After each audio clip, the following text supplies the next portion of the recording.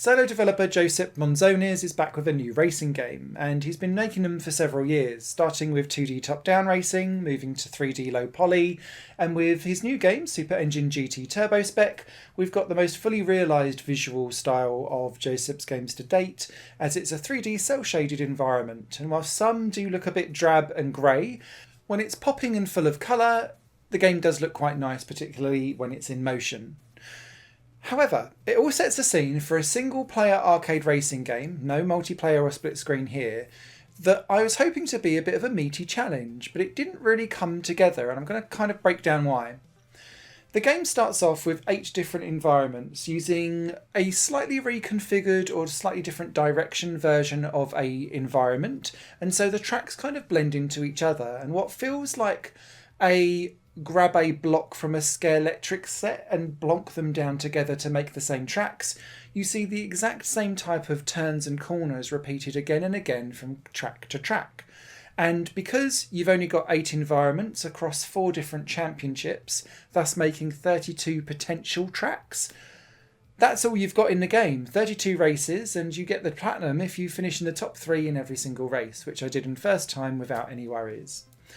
There's no difficulty in this game whatsoever, and the cars that you race against, that are 10 AI opponents, can't reach the same top speed as you, but they also seem to have very different grip physics to you, because I tried to drift round some of the corners or skid round it because of the way how their handling works, and I couldn't match what they did, but I didn't really need to because I felt like I could cut the corner and go faster because off-road terrain has the exact same grip levels as everything on track, and so it doesn't incentivise you to not just ride all of the curves or drive straight across them, taking a little bit of grass where you can.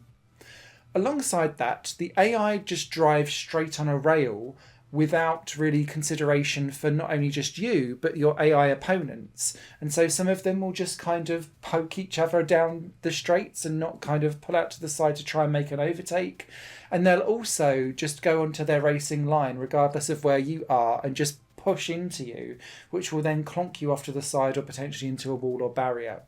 However, the AI is not really a problem because you can just drive past them down the straights really quickly. And although they have much better grip around, say, tight hairpins, for example, or a chicane, you can more than make up for it down the straights instead. This then leads me to the handling, which I found consistent, but consistently numb. And so I was never surprised, and I always felt like I knew exactly what the car was doing. But it felt like the cars were all rear-wheel drive,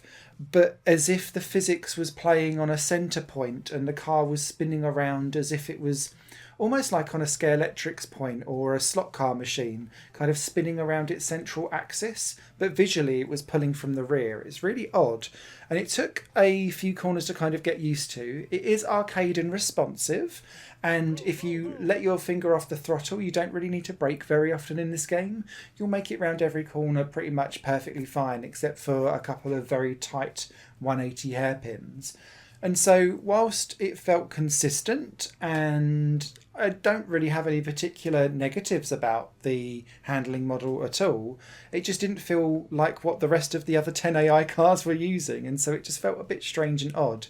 And what accentuates that more is that as you go through the 4 championships and unlock the different variations of these 8 tracks, you don't get faster cars, the cars don't increase like other Mario Kart games where you've got different CC classes, and the AI doesn't improve or get any harder to beat. It's just the same thing over and over and over again. And so everything just kind of bleeds and merges into one big plobby mess and is sadly quite forgettable. I completed this game in under 70 minutes, got the platinum, won't return. People might find this a nice little casual pootle around, but there's so many other games that do this already, it's very difficult to recommend.